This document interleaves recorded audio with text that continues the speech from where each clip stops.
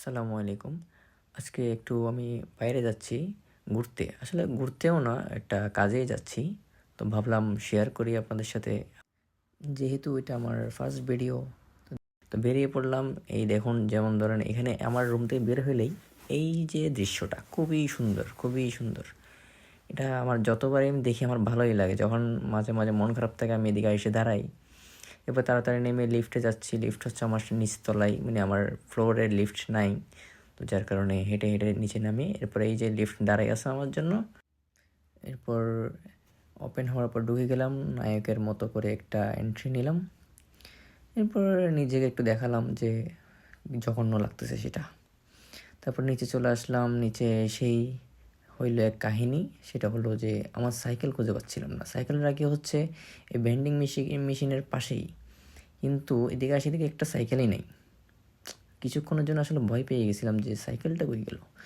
খুঁজতেছিলাম যে সাইকেল কই। সাইকেল তারপর পেয়ে গেলাম, এই যে আমার সাইকেল, এটাই হচ্ছে আমার সাইকেল। তো উঠে গেলাম সাইকেলে। আমার যেহেতু মোবাইল স্ট্যান্ড আছে সাইকেলের মধ্যে, ওইটাতে মোবাইলটা সেট করলাম। তো যার কারণে হচ্ছে একটু ক্যামেরা নড়তেছিল। যাই হোক, কোনো একদিন হয়তো বা আরও ভালো ভিডিও করব। তো এদিকে অনেকগুলো গাড়ি আসলে থাকে সবসময়। এখানে যারা জাপানিজ আছেন তাদের গাড়ি হয়তো বা বিভিন্ন রকমের গাড়ি। এখানে এই টাইপসের গাড়িগুলো সবচেয়ে বেশি, জিপ টাইপসের। এই যে সামনে যে ঝুড়িটা দেখতেছেন আমার ডান পাশে, এগুলো হচ্ছে ময়লা রাখার জায়গা। মানে জাপানের মধ্যে 3 দিন ময়লা ফেলতে হয়। 3 দিন নাকি 4 দিন, আসলে শিওর না, ফেলতে হয় ওখানেই। এই রাস্তাগুলো আসলে জাপানের রাস্তার মধ্যে, আমার মেইন রাস্তার মধ্যে সাইকেল চালানো যায় না। নিয়ম আছে অনেক কিছু আসলে। তো সাইকেল চালাতে হয় এইভাবে সাইড রাস্তা যেগুলো থাকে, মানে যেগুলো আমাদের দেশের মধ্যে ফুটপাত বলা হয় আর কি, ফুটপাতের মধ্যে সাইকেলটা চালাতে হয়। এরপর যাচ্ছিলাম। আর নিয়মকানুন তো আছেই সাইকেলের মধ্যে, এখন তো আরও করতেছে নিয়ম।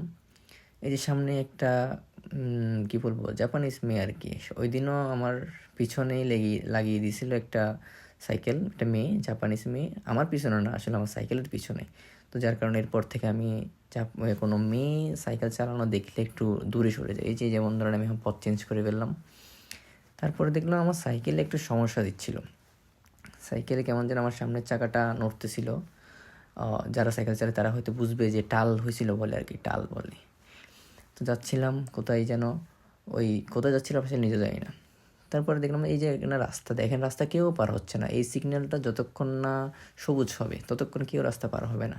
জাপানের নিয়মগুলো আসলেই খুব সুন্দর, যার কারণে এখানে খুব অ্যাক্সিডেন্টও খুব দেখা যায় না। দেখেন সবাই এখন একসাথে সিগন্যাল দিছে, এই যে সবাই একসাথে পার হচ্ছে। তার মধ্যে দেখা গেল আমার সাইকেলটা ঠিক করালাম। যেখান থেকে কিনছি ওইখানে গিয়ে ফ্রিতে ঠিক করে আসলাম। তো দেখলেন এখানে অনেকগুলো সাইকেল এখান থেকেই নিয়েছিলাম আমার সাইকেলটা আসলে। তারপরে গেলাম, রাতে খাওয়ার জন্য কিছুই ছিল না।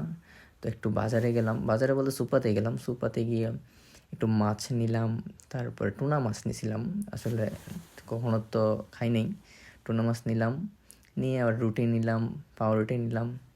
এগুলো সব নিয়ে দেন চলে আসলাম বাসায়।